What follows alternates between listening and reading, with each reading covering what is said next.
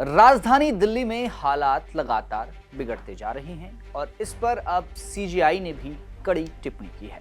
CJI ने कहा है कि प्रदूषण फैलाने वालों में भूमिका अमीर वर्ग के लोग निभाते हैं और इसकी मार गरीब वर्ग के लोगों को झेलनी पड़ती है। दिल्ली में मौजूदा समय में AQI 450 के पार है, जो कि वाकई चिंता का विषय बना हुआ है। ऐसे में जो लोग स्वास्थ्य संबंधी परेशानियों से जूझते हैं, उनके लिए ये समय अभी चुनौतीपूर्ण है।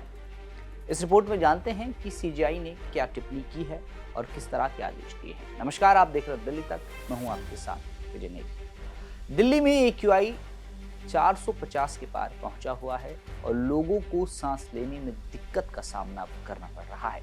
मुख्य न्यायाधीश सूर्यकांत, न्यायमूर्ति जॉयमॉल बागची और न्यायमूर्ति विपुल M पामचोली की पीठ ने वरिष्ठ अधिवक्ता अपराजिता सिंह की दलीलों पर ध्यान दिया है, जो एमिकस क्यूरी यानी न्याय मित्र के रूप में उनकी सहायता कर रही है।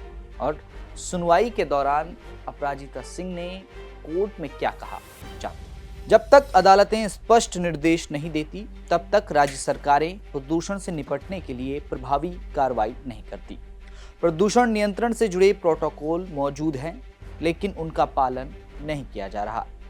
पिछले महीने सुप्रीम कोर्ट ने दिसंबर-जनवरी के दौरान खेल गतिविधियों पर रोक लगाने के निर्देश दिए थे।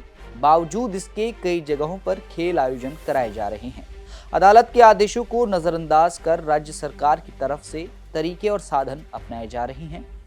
CAQM एक बार फिर सुप्रीम कोर्ट के आदेशों का हवाला दे रहा है, लेकिन जमीनी स्तर पर स्थिति में सुधार नहीं दिख रहा।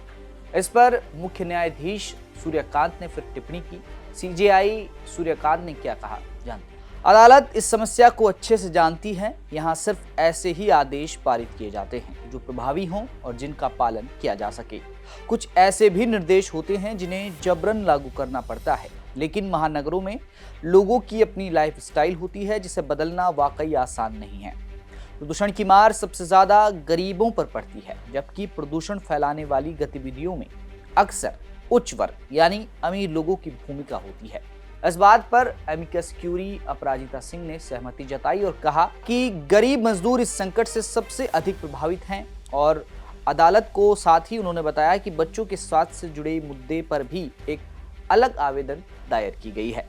इस पर सीजेआई ने कहा कि इस समस्या को अदालत अच्छे से जानती है और दिल्ली NCR वायु प्रदूषण से जुड़ा ये मामला 17 दिसंबर को पीठ के समक्ष सुनवाई के लिए सूचीबद्ध किया जाएगा, जहां इस पर विस्तार से चर्चा होगी और फिर विचार किया जाएगा। आपको बता दें कि मौजूदा समय में राजधानी दिल्ली में ग्रेव 4 लागू है, जिसके तहत कई पाबंदियां लगाई गई है।